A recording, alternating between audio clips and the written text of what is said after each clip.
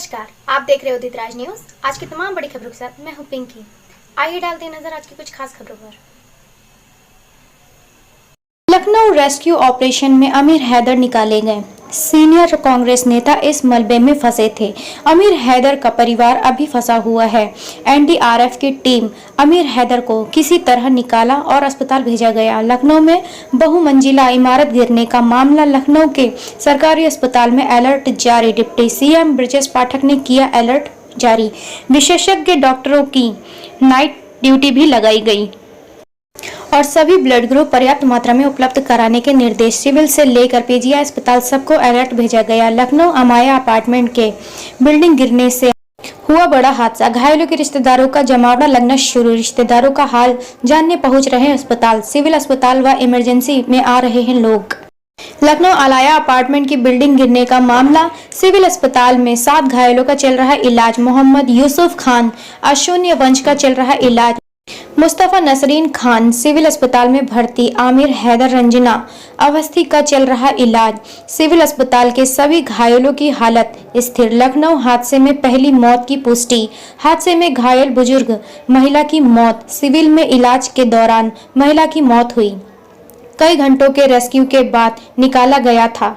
जिशान हैदर की माता का भी हुआ निधन। सिविल अस्पताल में इलाज के दौरान मौत। सपा प्रवक्ता अब्बास हैदर की पत्नी उजमा हैदर का भी हुआ निधन। सिविल अस्पताल में डॉक्टर ने घोषित किया मृत। पेश है उदित राज न्यूज से संवाददाता प्रभात कश्यप की खास रिपोर्ट में। आइए देखते हैं और क्या है खास। इनमें शायद अभी क्लियर नहीं है आइडेंटिटी, लेकिन एक बैंक एम्प्लॉय यहाँ आए हुए थे किसी क्लाइंट के पास काम से, तो वो एक बैंक एम्प्लॉय हैं और उनके साथ में एक और थे जो है, तो वो पीछे की तरफ हैं बता रहे हैं, तो उनको भी हम लोग ट्रेस कर रहे हैं, लेकिन वो कंफर्म नहीं है। अभी उन्होंने अपुष्ट सूचना दी है, तो उसको हम लोग कर रहे हैं। जब रात के हमारे ये 12 घंटे बीत गए तो हमारी शिफ्ट चेंज हुई है। हमारी एनडीआरएफ की भी फ्रेश टीम लगी है और एसडीआरएफ की भी फ्रेश टीम्स लगी हैं। लखनऊ पुलिस जो है उनकी भी शिफ्ट चेंज हुई है। पीएसी की भी शिफ्ट चेंज हुई है। फायर सर्विस की भी जो है, जो ऑफिसर्स हैं वो लगातार आप देख ही रहे हैं कि हम लोग यहाँ पर मौजूद हैं और हम लोग कोशिश कर रहे हैं कि जितने ज़्यादा संभव हो उनको सकुशल बाहर निकाल दिया जाए। इसके अलावा और हमारे पास में कोई ऐसा ग्रेट जिसे कहते हैं समस्या नहीं है। मेडिकल सर्विसेज हमारे प्रॉम्प्ट हैं, एम्बुलेंसेस प्रॉम्प्ट हैं, डॉक्टर्स हैं, सब लोग लगे हुए हैं, ब्लड का भी अरेंजमेंट है। लेकिन जो समस्या है वो है मलबे की है, तो उससे हम लोग डील कर रहे हैं। कितना लगेगा कि जिम्मेदार किसी पर एफआईआर हुई है क्या? जैसे मैंने आपको कल रात में भी बताया था कि मिनिमम 18 घंटे तो लगेंगे ही लगेंगे जो है। और अब जैसे प्रतीत हो रहा है, क्योंकि एक एक कमरे को जाना पड़ रहा है, तो ये 18 घंटे से ज़्यादा भी ऑपरेशन एक्सटेंड हो सकता है। और अननोन एक एलिमेंट आ गया है जिसमें 2 अननोन की बिताए जा रहे हैं, तो फिर उनको भी तलाश करना पड़ेगा। तो उसमें मिनिमम 24 + 2 48 आवर्स तो लगेंगे ही लगेंगे जो है। और जहाँ तक एफआईआर की बात है, तो एफआईआर ड्राफ्ट की जा रही है। जैसे ही पंजीकृत होती है हमारे प्रोसिक्यूशन से वेट होके, तो पंजीकृत हो जाएगी तो हम आप लोगों को अवगत कराएंगे। मुख्यमंत्री ने 3 सदस्यीय जांच कमेटी जिसमें रोशन जैकब हैं और पीयूष मुरडिया साहब हैं और एक हमारे पीडब्ल्यूडी के जो है वो इंजीनियर हैं। तो ये 3 सदस्यीय कमेटी इसकी जांच करेगी। जब कहा, जब मैं वहाँ का इंफ्रास्ट्रक्चर जानता हूँ, मैंने बार बार कहा कि यहाँ पे ट्रीट करो, वहाँ पे नहीं किया गया।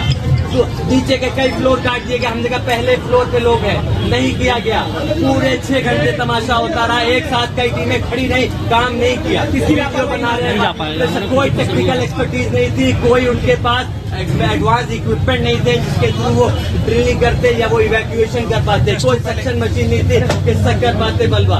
वहाँ पर लोग इतना कुत्ते से मौजूद, ऑक्सीजन नहीं पहुंचाई गई। झूठ बोला गया कि पानी दिया गया, ऑक्सीजन दिया, कुछ नहीं दिया जा रहा था। यहाँ तक कि आइडेंटिफाई और लोकेट भी नहीं किया गया था।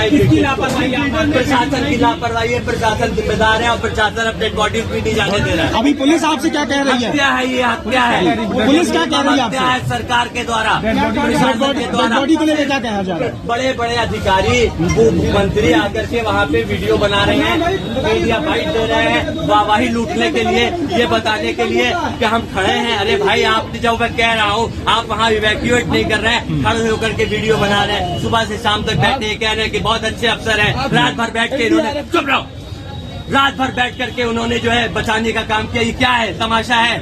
अपने आप पब्लिसिटी करेंगे, अपने PR बना रहे, ट्विटर अकाउंट पे डालेंगे अपने आप। सारी NDRF SDRF ट्विटर अकाउंट के लिए वीडियो फोटो खींच रहे हैं। वो क्या रहा है? लोगों की जान के साथ खिलवाड़ हो रहा है।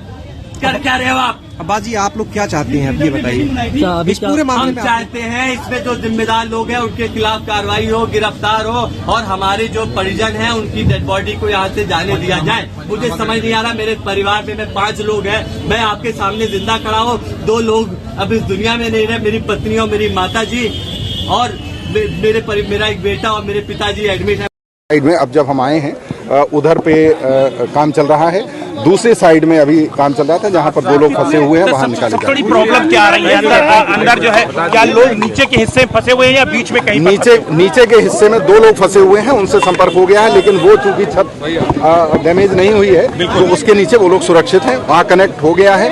वहाँ सांस लेने में थोड़ी दिक्कत थी उनके लिए, तो ऑक्सीजन वहाँ पहुँचा दी गई। Thank you sir. आपने क्या देखा है? अभी जो स्थितियाँ हैं वो हमने 9 लोगों को अस्पताल भेजा है और कुल 4 मंजिला बिल्डिंग थी।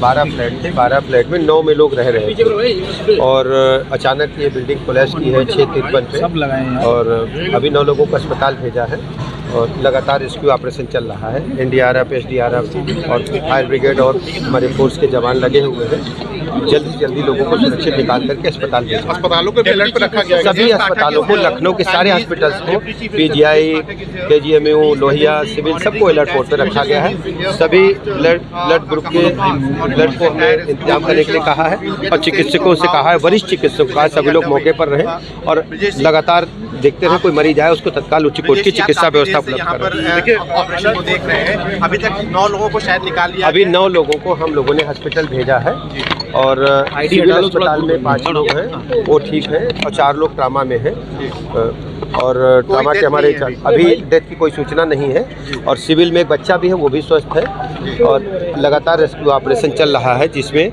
हमारे पास NDRF SDRF स्टेट की, हमारी फायर ब्रिगेड और पुलिस फोर्स के जवान लगे हुए हैं और हमारे सामने सबसे बड़ी चुनौती लोगों को सुरक्षित बचाने की है और हम उस दिशा में लगातार काम कर रहे हैं। कितने लोग और होंगे, बस ये जानना चाहते हैं? अभी कुल 12 फ्लैट थे, 9 में लोग रह रहे थे। अभी उम्मीद हम करते हैं, अनुमान के मुताबिक एक फ्लैट में अगर 4 आदमी भी हुए, 3 आदमी भी हुए, तो 30-35 लोगों का अनुमान है। 9 लोग बचाकर अस्पताल भेजे गए हैं और जैसे जैसे रेस्क्यू ऑपरेशन में एम्बुलेंसेज हमारी चारों तरफ लगी हुई है, निकलते हैं तुरंत हम हॉस्पिटल भेज रहे हैं। आप वेट करिए, हम लगातार हमारे सामने सबसे बड़ा काम ये है, चुनौती ये है, हम लोगों को जिंदा बचा पाएं। कल दिनांक 24 तारीख को जो करीब 6:45 बजे यहाँ बिल्डिंग कोलैप्स हुआ है, उस घटना के परिप्रेक्ष्य में थाना हजरतगंज पर एक अभियोग पंजीकृत किया गया है। 35 क्राइम नंबर है, जिसमें 323, 308, 420, 120B और 7 क्रिमिनल लॉ अमेंडमेंट एक्ट का अभियोग 3 नामजद अभियुक्तों के विरुद्ध कायम हुआ है। एक है मोहम्मद तारिक, दूसरे है नवाजिश शाहिद और तीसरे है फरहद याजदानी। इन तीनों अभियुक्तों में से नवाजिश शाहिद जो है उनकी गिरफ्तारी की गई है। चूंकि इस घटना में 2 महिलाओं की दुर्भाग्यपूर्ण मृत्यु हुई है, इसलिए विवेचना में इस अभियोग को 304 IPC में तरमीम किया गया है और इनको गिरफ्तार करके जुडिशियल कस्टडी में भेजा गया है। अन्य 2 अभियुक्तों की तलाश जारी है और मैं आपके माध्यम से सभी को आश्वस्त करना चाहता हूं कि इस प्रकरण में पूरी गंभीरता से और पूरी सख्ती से कार्रवाई की जाएगी। उदित राज न्यूज, सब पर नजर, सबकी खबर।